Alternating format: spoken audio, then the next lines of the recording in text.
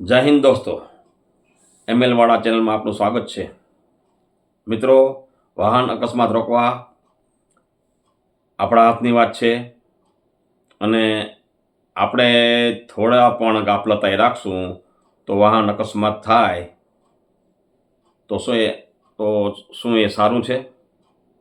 મિત્રો, આ જ અકસ્માત રોકવા એ આપણા હાથમાં જ છે અને આપણે કઈ રીતે રોકવા એ પણ હું પાછું કહું છું. આની પહેલાં વિડીયોમાં પણ મેં મૂકેલું છે અથવા બેનર લઈને પણ હું ઘણી વખત ઊભો છું જુનાગઢ ભવનાથમાં. તે છતાં પણ હું કહું છું કે જ્યારે અકસ્માત થાય ત્યારે આપણે એમ થાય કે આપણી ગાફલતાઈને કારણે બીજાને પણ નુકસાન થાય અથવા તો આપણને પણ નુકસાન થાય એવું પણ બની શકે. તો પહેલાં આપણે વાહન અકસ્માત રોકવા પહેલું તો હું એ કહું છું કે ક્યાંય પણ અકસ્માત થયો હોય, માણસો ઘાયલ થયા હોય તો એના માટે આપણે તાત્કાલિક 108 કહેવાતી હોય એને બોલાવી લેવી, એમ્બ્યુલન્સ તાત્કાલિક સારવાર આપવી. સ્થળ ઉપર જે કોઈ અકસ્માત થયો હોય એ લોકો ઝઘડે છે એ ખોટી વાત છે, ઝઘડાય નહીં. જે થવું હતું થઈ ગયું, પછીની વાત આવે. પહેલાં એકબીજા ઘાયલ થયેલા હોય એને તાત્કાલિક હોસ્પિટલે પહોંચાડવા. એનો ઘાયલ એ બહુ વધુ એ લોકો ઘાયલ થઈ ગયેલા હોય એને કોઈ ઉપાડનાર ન હોય તો આપણી ફરજમાં આવે છે કે ગમે એમ કરી અને ઘાયલોને 108 દ્વારા અથવા તો નજીક હોય તો પ્રાઇવેટ વાહન બાંધીને પણ ઘાયલોને લઈ જવા સિવિલ હોસ્પિટલે, સરકારી હોસ્પિટલે.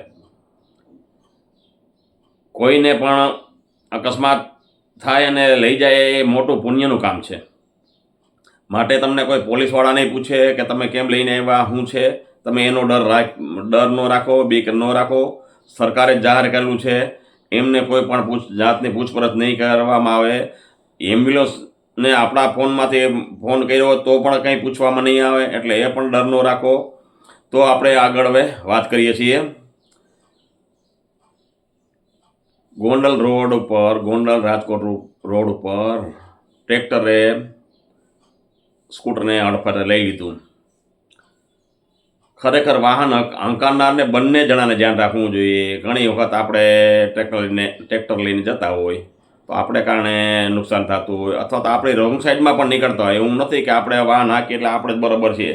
રોંગ સાઈડમાંથી નીકળતા હોય તો આપણે પણ ખ્યાલ રાખવો, બરાબર. કોઈ પણ વાહનવાળાને, ટ્રેક્ટર નહીં, 4 વ્હીલવાળાને, 6 વ્હીલવાળાને ને બને ત્યાં સુધી રોંગ સાઈડથી સાઈડ ન કાપવી. બીજા નંબરમાં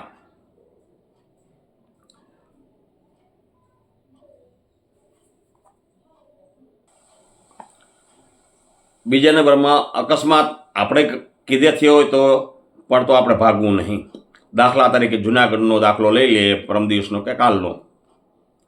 જે એની વાહનમાં છાપામાં વાંચ્યા મુજબ, સંદેશ છાપાના વાંચ્યા મુજબ 29-30 તારીખના છાપામાં કે એ વાહનમાં કાળી ફિલ્મ હતી, એને કારણે પોલીસવાળાએ રોકવાની કોશિશ કરી તો એ વાહનવાળો, 4 વ્હીલવાળો છોકરો ભાગ્યા, બરાબર.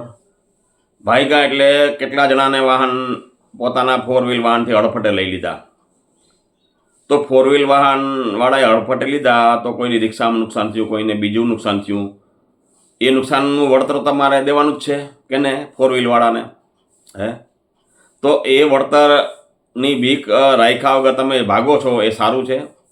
એના કરતાં તો તમારે રોકાઈ જવું સારું. હું તો એમ કહું છું કે કોઈ પણ પોલીસવાળો સિટી માળે, કોઈ પણ ટ્રાફિકવાળા અધિકારીઓ સિટી માળે રોકાવી જ દેવાની ગાડી. આપણે રોકી દેવાની ગાડી સાઈડમાં રાખીને બોલો, પૂછવાનું, બોલો સાહેબ શું કામ છે, અમારું શું વાંક? એટલે કહે સાહેબ કે તમારી કાળી ફિલ્મ નથી, સીટ બેલ્ટ નથી લગાડેલો, 2 વ્હીલ હોય તો હેલ્મેટ નથી પહેરેલી, ને કાયદા વિરુદ્ધ છે ને બધું.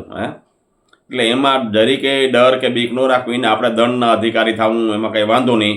પણ આપણે ભાગશું અને કોઈને અડફટે લઈ લીધા તો જવાબદાર આપણે થશું, બરાબર. પોલીસ ખાતાવાળા બિચારા સિટી મારે તો તમારું હોયું શું ગયું? જે નિયમની વિરુદ્ધ કરો ત્યારે ને. તો પોલીસ ખાતાવાળાનું કેવું કરી અને વધુ અકસ્માત ન થાય ને ક્યાંય આમ તેમ ભાગવું નહીં, બરાબર. એટલે આ ખાસ ધ્યાન રાખવાનું. બીજું, કાલે બોટાદ જિલ્લામાં રાણપુર પાળિયાદ વચ્ચે અકસ્માત થયો. રાણપુર ગામ અને પાડિયાદો ચારે ટ્રક અને બસ અથડાણા, 3ના તો મૃત્યુ થઈ ગયા. ક્યારે? આપણે કારણે ને. ગમે ડ્રાઈવરો હોય કંઈક તો ભૂલ હશે ને. ઘણી વખત મોબાઈલમાં પણ ચાલુ હોય, સમજ્યા વાતો. મને ખબર નથી કઈ રીતે થયા, પણ અકસ્માત થયો એ આપણે ખાસ ધ્યાન રાખીએ તો વાંધો ન આવે. મિત્રો, હું એમ નથી કહેતો, મેં આ 83ની સાલથી વાહન હાંકતો અને 2025 થઈ એટલે 83 ને 10 93 10 3 10 13 10 23 40 ને 42 વર્ષ થયા છે. એક પણ વાહન અકસ્માત નહીં. અપવાદરૂપ આગળ પાછળ વાહન લેવામાં ક્યાંય ઈડું એક વાત અલગ રહી, બરાબર, પણ રોડ ઉપર એક પણ અકસ્માત નહીં. ખાસ ભગવાનની દયા અને ખાસ સાવધાની જોરદાર રાખવી, સમજ્યા. આપણે સાવધાની નથી રાખતા ને, આપણે એમ કે આપણે આપણી રીતે જઈએ છીએ ને, પણ સામેવાળો ફોન ઉપર વાત કરતો હોય સીધો એનું સ્ટેરિંગ કાબુ ઉપરથી ગુમાવે એટલે સીધો આપણે ભટકાય, સમજ્યા. સામેવાળા ઘણી ફેરી ગાફલતાઈ કરે. એટલે બધાને જ કહું છું કે કોઈ પણ ગાફલતાઈ રાખ્યા વગર આપણું વાહન ચલાવવું. સાવધાન થઈને વાહન ચલાવો ભાઈ. શું કારણે આડાવડી નજર રાખો, ફોન ઉપર વાત કરો છો? તમારું વાહન 70-80ની સ્પીડ ઉપર જતું હોય, અમે વિડીયો જોયો તો શોર્ટ વિડીયોમાં, ફૂલ સ્પીડનું વાહન ડિવાઈડર ઠેકીને સામેવાળા વાહનમાં ભટકાણું. હવે સામેવાળા વાહનનું તો શું વાંકે બિચારાનું? કંઈક તો આપણી ભૂલ હોય, સમજ્યા. આપણી ગાફલતાઈ જોરદાર, સમજ્યા. એટલે બોટાદ પાસે જે અકસ્માત થયો એ પણ બહુ દુઃખદાયક છે. ભગવાન બધાને શાંતિ આપે. કુતિયાણા પાસે હમણાં પરીક્ષા દઈને 20 દિવસ પહેલાં આવતા હતા અને બધા અકસ્માતમાં અપમૃત્યુ થયા હતા. અમે છાપામાં વાંચેલ, એક બાળકી બચી હતી. આવા અકસ્માત રોકવા આપણે ખાસ ધ્યાન રાખવાનું છે. એના માટે મેં નિયમ આની પહેલાં પણ કીધા છે. ખરેખર નિયમનું પાલન કરવું. પહેલાં તો 2 વ્હીલ હોય ને તો આપણે હેલ્મેટ પહેરવી જ. ક્યાંય પણ આપણે અડફટે લીધા અથવા તો આપણી ગાડી સ્લીપ થઈ ગઈ તો હેલ્મેટ હશે તો ઘણો ફેર પડશે. એટલે હેલ્મેટ તો જરૂરી જ છે. 4 વ્હીલ ચાલુ વાહને ચલાવતી વખતે ફોનનો ઉપયોગ કરવો નહીં. વાહન તમે ઊભું રાખજો મારા ભાઈ, સમજ્યા. ચાલુ વાહને તમે 4 વ્હીલ ચલાવો, ફોન ઉપર વાત કરો, એ કેટલી હદે સારું. બીજા નંબરમાં ઘણા લોકો ચાલુ વાહને ઘણી વખત વિડીયો શૂટિંગે પણ લે છે, એ પણ સારું નથી. એટલે આવું ન થવું જોઈએ. વાહનની સાઈડ કાપતા તમારે વાહનને ચેતવી, આગળ કંઈ આવતું નથી ત્યારે તમારે વાહનની સાઈડ કાપવી અને વાહનવાળો સાઈડ દે પછી જ વાહન આપણે સાઈડ લેવી, બરાબર. આપણે તો વાહનને હોર્નનું માંડ્યું, આગળના વાહનને આપણે સીધી સાઈડ કાપો અને એ વાહન આપણી સાઈડ ભરવા માગતો હશે, એ ભૂલ કરી ગયો, એની ભૂલના પરિણામે આપણે બંનેને ભોગવવું જોઈએ. વર્ષો પહેલાં અમારા જે ડ્રાઈવર હતા અમારા PGCLમાં બિચારા, જિંદગી આખી ગાડી હાંકી, કોઈ દિવસ અકસ્માત જ થયો. મોટી ટ્રક ગાડી હાંકતા, પછી ઉંમરને કારણે પછી નાની જીપ હાંકતા ખાલી એક જ ભૂલ થઈ.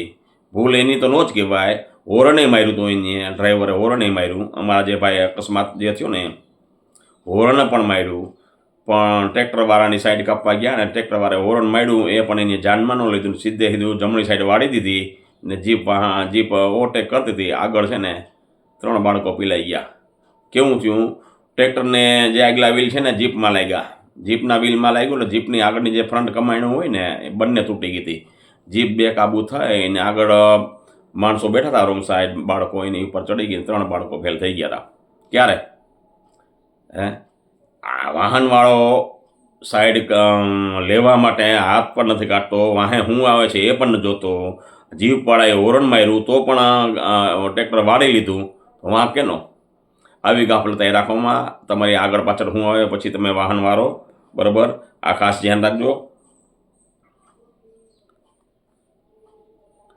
આપણે વાહન ઊભું રાખ્યું, કોઈ પેસેન્જરને ઉતાર્યા, પછી હમું વાહન હોય ને આપણે એમ કહેવાય નીકળી જાય એટલે આપણે વાહનમાંથી ઉતરાને અમે વાહન જતા હોય તો આગળથી બીજું શું વાહન આવે એ આપણને ખબર ન હોય એટલે માટે ખાસ ધ્યાન રાખવું આગળ વાહન હોય ને બંને સાઈડ રસ્તાની બાજુ જોઈ પછી જ રસ્તો ચેક કરજો, પછી જ રસ્તો પાર કરજો. નકર વાહનની આગળ શું આવે એ આપણને ખબર નથી.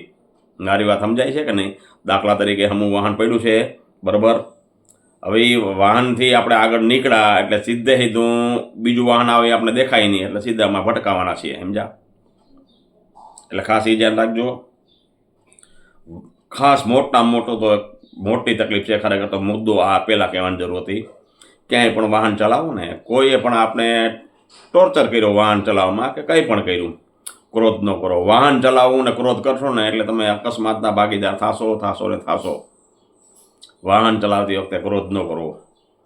તો આવા નિયમો ઘણા છે. જો તમને હું કોઈ દિવસ બહુ ઓછું કહું છું કે મારા વિડીયો શેર કરો, લાઈક કરો. મારા વિડીયો ચાલતા પણ નથી એ પણ મને અફસોસ નથી. પણ જો તમને ખરેખર બીજા મનુષ્યની દયા આવતી હોય ને તો ગમે એમ કરીને વિડીયો શેર કરો. બીજું કાંઈ ન કરો તો કંઈ નહીં, શેર કરો. જેથી કરીને હું તો બધાને કહું છું, હાથ જોડીને કહું છું કે તમારું વાહન ચલાવતા પહેલાં સાવધાન થઈને વાહન ચલાવો. તમારું વાહન ચલાવતા પહેલાં સાવધાન નહીં થયા એટલે તમારે અકસ્માત આવશે ને આવશે જ. તો ચાલો, જય હિન્દ, જય ભારત, જય ભગવાન, જય માતાજી.